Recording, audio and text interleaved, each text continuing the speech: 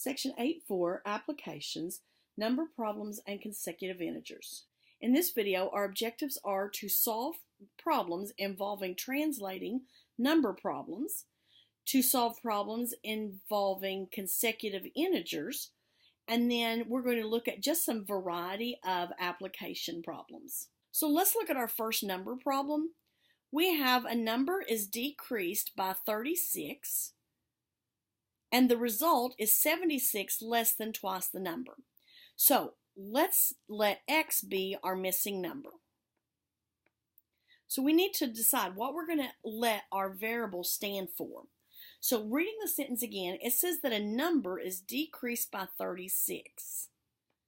Decrease by means subtract. So x minus 36. The result is 76 less than. The term less than means to subtract also, but you reverse the order. Since it's 76 less than twice the number, you put the 76 at the end, and then twice the number means 2 times x. So once you set up the equation, actually the rest of the work should be easy because we've been working on solving equations. So we have variables on both sides of the equation. Let's subtract x from both sides and get negative 36 equals x minus 76, and then add 76, and we get 40 equals x. So let's make sure that that's the correct answer by reading the problem again and using x as our number. So a number is decreased by 36. So that would be 40 minus 36. And the result is 76 less than twice the number. Well, twice the number would be 2 times 40, but that would be 76 less than that. 40 minus 36 would be 4. 2 times 40 would be 80 minus 76, and we get that 4 equals 4, so that is the correct answer. In our next example, we're setting up another number problem. It says 3 times the sum of a number and 5 is equal to twice the number plus 5. So find the number. So we'll let x be our unknown number. So we start again, 3 times the sum. Sum means to add. So we want the sum of a number and 5. But it says we're doing 3 times that. So it'll be 3 times x plus 5 is equal to twice the number plus 5. Well, that would be 2x plus 5. Now, once we've got our equations set up, we're ready to solve like before. So remove our grouping symbols by using distributive property. 3x plus 15 equals 2x plus 5. Let's get our variables together. So I'm going to subtract a 2x. And I get x plus 15 equals 5. Subtract 15. And x equals negative 10. Example 3, it says one integer is 4 more than 3 times the second integer. Their sum is 24. What are the two integers? So this time, we've got 2 different integers. So we'll say we've got integer 1 and integer 2. One of those we're going to assign to be the value of x. So which one do we know nothing about? It says one integer is 4 more than 3 times the second. So I don't know anything about the second integer. I know a relationship about the first one. It's 4 more than 3 times the second. So that would be 4 more than means plus. So 4 plus 3x. The sum of the two numbers, so if I add integer 1 and integer 2, we're supposed to get 24. So that would be 4 plus 3x plus x is equal to 24. So combining like terms, 3x plus x would be 4x plus 4 equals 24. Subtract 4. 4x equals 20. Divide by 4. And x is 5. So integer 2, because we're not finished now, it says what are the two integers? Well, integer 2 is 5, because that's what x was. And integer 3 is 4 plus 3 times 5. So that would be 4 plus 15, which is 19. So my two integers are 19 and 5. One thing we need to note when we're working with problems that are dealing with integers, when we look at our results, if we have a fraction or a decimal, those aren't integers. So we know that we've already made an error, and we should go back and see if we can find where we've made that mistake and correct that work. So we're going to look at several different types of consecutive integers. First of all, what do we mean by integers that are consecutive? So integers that are consecutive are one more than the previous integer. So let's look at just the numbers 2, 3, and 4. If I take 2 and add 1, I get 3. If I take 3 and add 1, I get 4. So I can represent those numbers as n, and then the next number would be n plus 1, and then the next number would be n plus 1 again, which would be n plus 2, and so on. So if I wanted to keep going on, I could just add one more and I could get the next consecutive integer. If I'm doing consecutive even integers, then you are two more than the previous integer, even integer.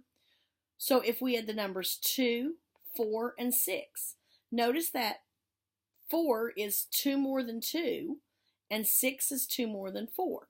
So again, if we started with n is my first integer, if I add 2, that's the next even integer, and if I add 2 more, that would give me n plus 4, and that would be my next even integer. And we could just continue that process on to get as many integers as we needed. And one thing that may seem surprising is that odd integers are very similar to even integers in that they also differ by 2. So if we look at the numbers 3, 5, and 7, 5 is 2 more than 3, and 7 is 2 more than 5. So if n is my first odd integer, n plus 2 will be odd, and then if I take that and add 2 more, it's the next odd. So you can represent that with the same values that you did for even integers. The only thing is whether n is an even or an odd to start with. Let's look at an example. The sum of 3 consecutive odd integers is -3. What's the integers? Let's have our first one, our second, and our third one. So we'll let the first one be n. The next odd is 2 more than that, so it's n plus 2, and the next one would be n plus 4. But the word sum means to add, so if I add all of those up,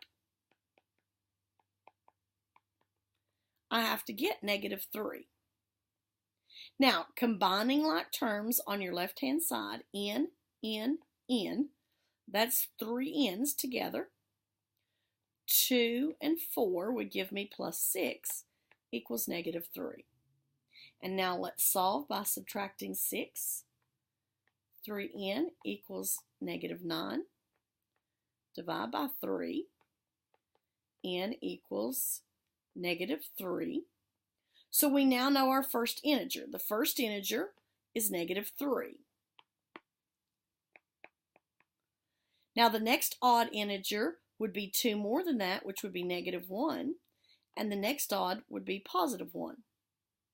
And you can notice that if you add -3 plus -1 plus +1, you do get -3, which is what they told me my sum was going to be. Now let's look at an example of one that is just 3 consecutive integers. We'll have our first integer, second integer, third integer. It says find the 3 consecutive integers such that the sum of the first and the third is 76 less than 3 times the second. So let's make our first one n plus 1 because these aren't even or odd, and n plus 2. So it says the sum of, so that means add, the first and the third, n plus 2, is 76 less than, remember we said that less than means subtract, but it's at the end, so it's -76, 3 times the second. So that would be 3 times n plus 1. Now to solve our equation, let's get rid of our bracket or our parentheses by distributive property. Now we'll combine like terms. On the left-hand side, we can put our n's together and get 2n plus 2. On the right-hand side, we can put the 73 or the 3 and the negative 76 together and get negative 73. And now let's get our terms together. We'll subtract 2n. 3n minus 2n would be n. And then we can add 73. And we get 75 equals n. So our 3 integers would be, the first one is 75. The next one would be one more than that, which is 76. And the next one is 77. Now let's just look at some general application problems. It says Joe wants to budget 2/5 of his monthly income for rent. He found an apartment he likes for $800 a month. What monthly income does he need to be able to afford this apartment? So what we're looking for is his monthly income. So we're going to let X be his monthly income.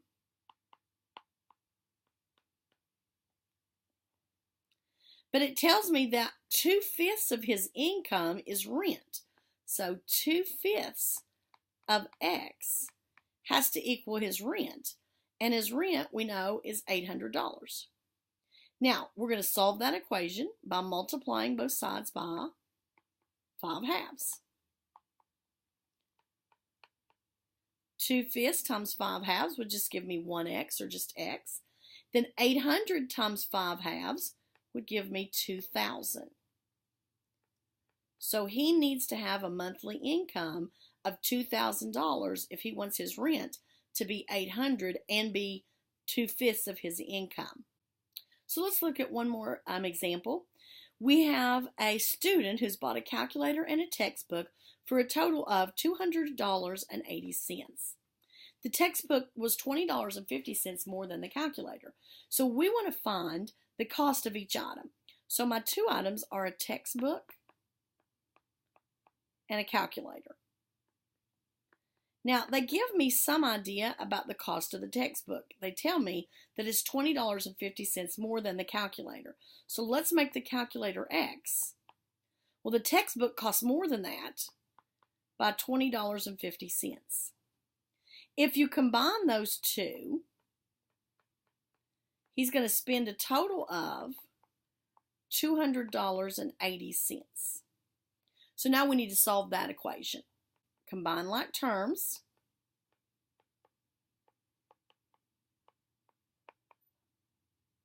We'll subtract the $20.50 from both sides. And we get 2x equals $180.30. And then we're going to divide both sides by 2. So if I take $180.30 and divide by 2, I get $90.15. So the calculator was $90.15. And the textbook was $20.50 more than that. So that's going to be $110.65. So there's the two costs for his items.